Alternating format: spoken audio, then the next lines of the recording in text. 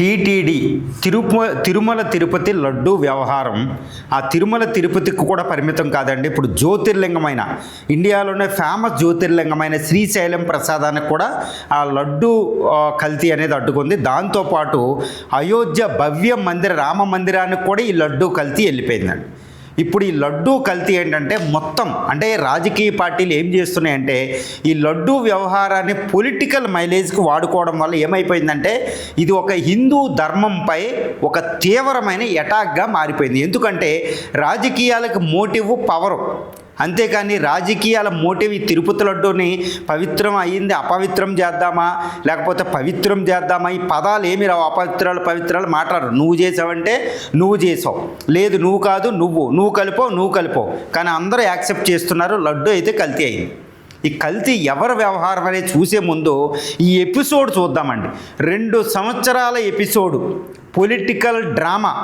ఈ డ్రామా అంతా హిందూ ధర్మంపై అపనమ్మకం కలిగించి ఒక చర్యగా చెప్పుకోవచ్చు.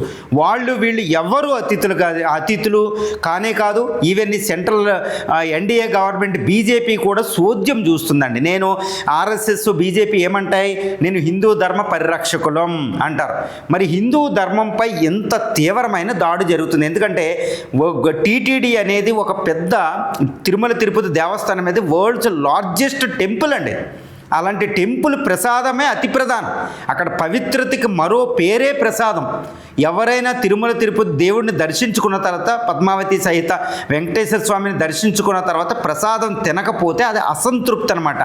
అలాంటి అద్భుతమైన టెంపుల్లో ప్రసాదం అపవిత్రమైంది, ప్రసాదంలో జంతు కొవ్వు కలిసింది, లేకపోతే సింథటిక్ గీ కలిసింది, ఏదైనా అది అపవిత్రం చేసినట్టే. దారుణమైన అపవాదండి.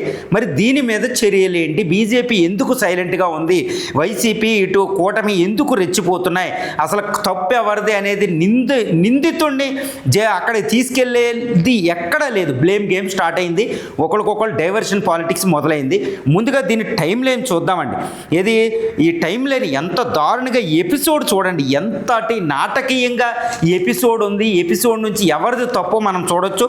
ప్రధానంగా చూస్తే జూన్ 2024లో చంద్రబాబు నాయుడు గారి కూటమి ప్రభుత్వం ఫామ్ అయింది. వెంటనే ఆయన టీటీడీని స్ట్రీమ్లైన్ చేశారు. ఎందుకు? టీటీడీ ఏ ప్రభుత్వం వస్తే ఆ ప్రభుత్వ అధికారులు అక్కడ ఉంటారనమాట. అంటే తిరుమల పవన్ కళ్యాణ్ గారు అంటూ ఉంటారు, ఒక సనాతన బోర్డు కావాలి, అక్కడ పవిత్రత రక్షించే విధంగా ఉండాలి అనేది ఈ విషయంలో కరెక్ట్ అని చెప్తాను నేనైతే. ఎందుకంటే ఇక్కడ చూడండి, ఏ ప్రభుత్వం వస్తే ఆ ప్రభుత్వ అధికారులు, ఏ ప్రభుత్వం వస్తే అందులో ఎంప్లాయీస్ అయిపోతారు. ఇంకోటి ఏంటంటే టీటీడీ బోర్డులో చైర్మన్లు పెద్ద మెంబర్లు చాలామంది వైల్ బిజినెస్తో సంబంధం ఉన్న బడా నేతలు, రియల్ ఎస్టేట్, వీళ్ళు అసలు టీటీడీ బోర్డులో ఉండొచ్చా? ఫస్ట్ టీటీడీలో క్రిస్టియన్స్ ఉండకూడదు, కేవలం హిందువులే అంటారు. కానీ నా దృష్టిలో ఏంటంటే వీళ్ళకంటే ఘోరం వైల్ బిజినెస్ చేసేవాళ్ళు అక్కడ ఉండడం. అది చాలా అపవిత్రం అనమాట. చాలా ఘోరంగా. అంటే ఏంటి, సనాతన బోర్డు లాంటిది, ఒక పవిత్రతను కాపాడడానికి కావాల్సిన సనాతన బోర్డు లాంటిది ఉండడమే మేలు అనిపిస్తుంది నాకు ఈ దృష్టిలో చూడాలంటే. ఒక ఆశ్రమం చూడండి, ఆది శంకరాచార్య నెలకొల్పిన ఆశ్రమం క్రీస్తు శకం 700 సంవత్సరం నుండి గత ఆల్మోస్ట్ 1400 సంవత్సరాల నుంచి దిగ్విజయంగా జరుగుతుంది. అంటే అటు పూరి, శ్రీరంగం, తర్వాత ఇటు ద్వారక, అటు బద్రీనాథ్ నుంచి జరుగుతున్నాయంటే ఆ పవిత్రత ఏంటంటే ఒక అద్భుతమైన ఇండిపెండెంట్గా ఉండడం. ఇంకా అంతకంటే ఏంటంటే వివేకానంద స్వామి నెలకొల్పిన బేలూరు మట్టం, వివేకానంద మట్ట అంటేనే ఒక రకమైన గౌరవభావం వస్తుంది. అది ఏ మతస్థులైనా.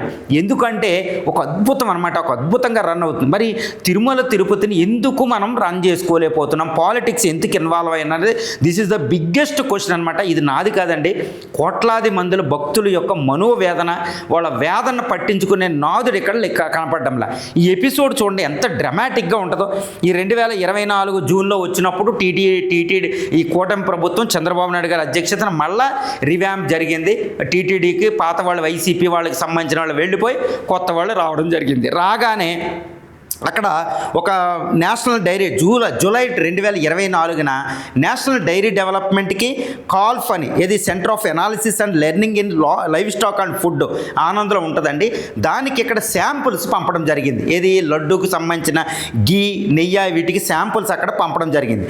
అక్కడ శాంపుల్స్లో animal fat, lard, fish oil లాంటివి ఉన్నాయి అన్నట్టు బయటికి చెప్పడం వల్ల వెంటనే జూలై, ఆగస్టులో అప్పుడు ఐటీడీ దాన్ని ఏం చేసిందంటే TTD identified adulterated tankers Tamil Nadu నుంచి వచ్చాయి, తీసుకుని వాటిని మళ్ళా పంపించడం జరిగింది. వెంటనే సెప్టెంబర్ 18, 2024 చంద్రబాబు నాయుడు గారు, గుర్తుపెట్టుకోవాలి, చంద్రబాబు నాయుడు గారే ఈ లడ్డూలో జంతు ఫ్యాట్ కలిసిందని ఒక సంచలనమైన రిపోర్ట్ ఇచ్చారు. ఆ రోజు అందరికీ గుర్తుంటుంది, ఎంతటి మనోవేదనకు గురి చేసిన రోజు. ఏంటంటే వెంటనే తర్వాత సెప్టెంబరు 2022 యూనియన్ హెల్త్ మినిస్టర్ దాని మీద రిపోర్ట్ అడిగిందనమాట.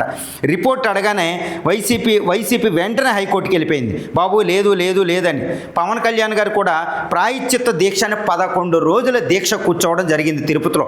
ఒక ఆందోళనకరం అనమాట. ప్రతి భక్తుడు విలవిలలాడిపోయిన సందర్భం. ఎందుకంటే వెజిటేరియన్, ఇప్పుడు నేనే ఉన్నానండి, నేను వెజిటేరియన్, ప్యూర్ వెజిటేరియన్. ఎలా అంటే మహాభారతంలో భీష్మ పర్వం చదివేటప్పుడు భీష్ముడు అంపశయ్య మీద ఉన్నప్పుడు, తర్వాత మిగిలిన పర్వాల్లో స్త్రీ పర్వం, ఈ సందర్భాల్లో భీష్ముడు కృష్ణుడితో ఒక మాట చెప్తూ మాంసాహారం ప్రమాదం, మాంసాహారం వల్ల చాలా ప్రమాదం ఉంటుంది, ఒక జీవన సంపూర్ణత కోల్పోతారనే ఒక పదాన్ని ఉపయోగించి నేను పూర్తి శాకాహారిగా మారానమాట. కేవలం ఎగ్గ కూడా తీసుకోను. కానీ గత 6 సంవత్సరాల్లో తిరుపతిని 3 సార్లు దర్శించి ప్రసాదం తిన్నాను నేను. ఎంతోమంది తిరుపతి తర్వాత హైదరాబాద్లో హిమాయత్ నగర్ దగ్గర ఎప్పుడు టీటీడీలో ప్రసాదం దొరికితే ప్రతి శనివారం తింటాను నేను. అంటే గత 5-6 సంవత్సరాల నుంచి నేను నాన్ వెజ్ మళ్ళీ తినడం ప్రారంభించాను అనమాట, తిరుపతి లడ్డూ ప్రసాద రూపంలో. నేను ఎంత మనోవేదనకు గురై ఉంటానండి, ఎంత దారుణమైన పరిస్థితి ఉంటుందండి.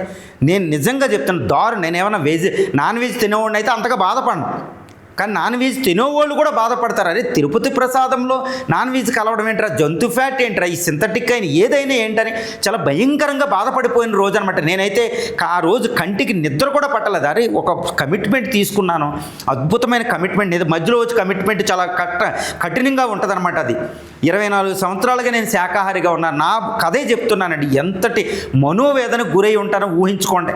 మరి మిగిలిన వాళ్ళు ఏంటి, మన భారతదేశంలో శాకాహారుల నిలయం. ఓకే, తిరుపతి వెళ్ళిన ఒక్కరోజు కూడా కనీసం ఆ శనివారానికైనా నాన్ వెజ్ తినకుండా వెజిటేరియన్ ఉన్నవాళ్ళు ఉన్నారు. వాళ్ళు కూడా పాక్షికంగా వెజిటేరియనే. వాళ్ళు కూడా శనివారం రోజున వాళ్ళు అనుకున్న రోజున నాన్ వెజ్ తినేస్తే వాళ్ళు కూడా ఎంత బాధపడిపోతారో అండి. మరి అలాంటి భారతదేశంలో తిరుపతి లడ్డూలో కలుపుతున్నారంటే నేను ఎప్పుడు ఒక పదాన్ని ఉపయోగిస్తానండి. అది చెప్పే ముందు ఇంకా ఈ టైం నేను కంటిన్యూ చేస్తాను. వెంటనే ఈ హైకోర్టుకి వైసీపీ వెళ్ళేటప్పటికి అది అక్కడ క్యాన్సిల్ అయ్యిందనమాట. వెంటనే సుప్రీంకోర్టు ఇన్వాల్వ్ అవ్వడం జరిగింది. సుప్రీంకోర్టు ఇన్వాల్వ్ అయ్యి దాన్ని ఒకటి చేసింది. ఏది సెప్టెంబర్ 30, అక్టోబర్ 3 మధ్యలో సుప్రీంకోర్టు ఇన్వాల్వ్ అయ్యి ఈ స్టేట్ గవర్నమెంట్ మీద కోపం వ్యక్తం చేసి, చంద్రబాబు నాయుడు మీద అది పబ్లిక్గా మాట్లాడినందుకు కోపం వ్యక్తం చేసి, అది సిబిఐ ఆధ్వర్యంలో ఒక సిట్ వేసిందనమాట. ఆ విచారణ 2 సంవత్సరాల పాటు ఆల్మోస్ట్ కొనసాగి జనవరి 23వ తారీఖున మనకి సిబిఐ సిట్ అనేది నెల్లూరు ఏసీబీ కోర్టుకి రిపోర్ట్ సబ్మిట్ చేసింది. అందులో జంతు ఫ్యాట్ లేదు అనేటప్పుడు వెంటనే వైసీపీని మాది కరెక్ట్ అని మొదలుపెట్టారు. కానీ వాళ్ళకి కూడా షాక్ వచ్చింది, జంతు ఫ్యాట్ లేదు.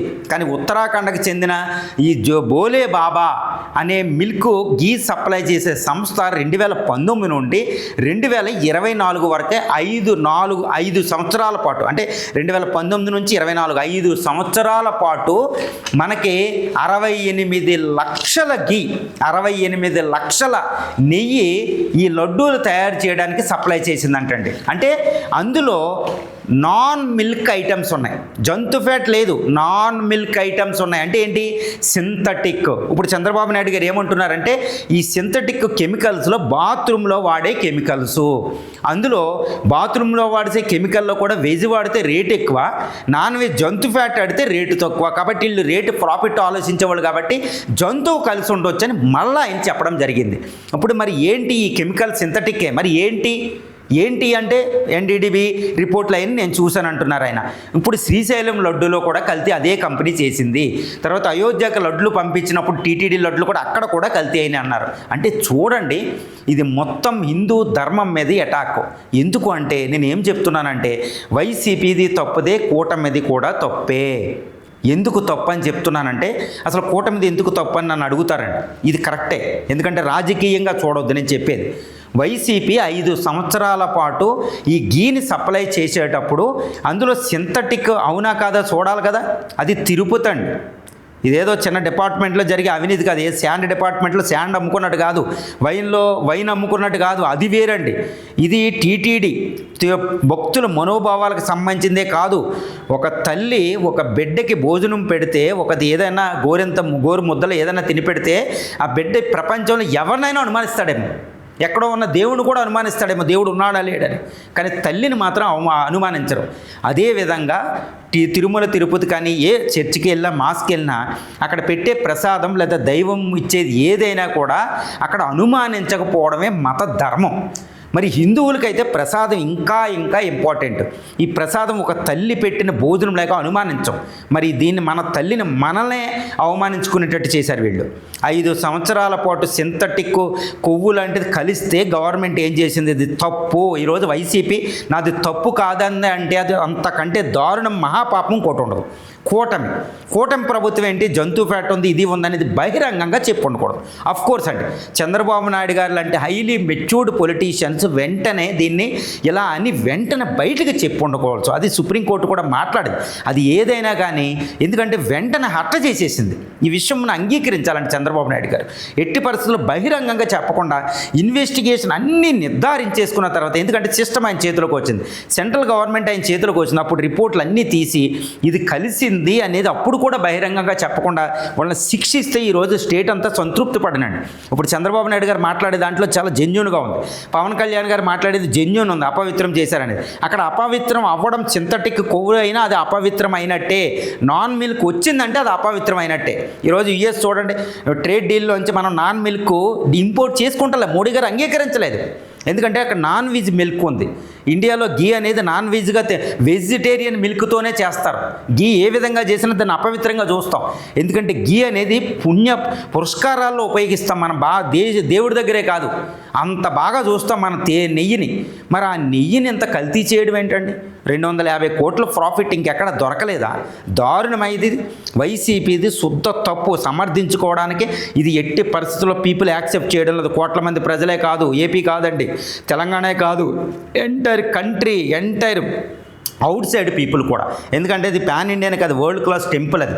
అక్కడ పెద్ద ప్రాబ్లం శ్రీశైలంలో అక్కడ జరిగేది జ్యోతిర్లింగం.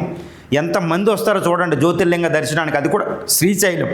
మరి తప్పే కదా, తప్పు ఒప్పుకోలేని పరిస్థితి ఈరోజు వైసీపీ ఉంది.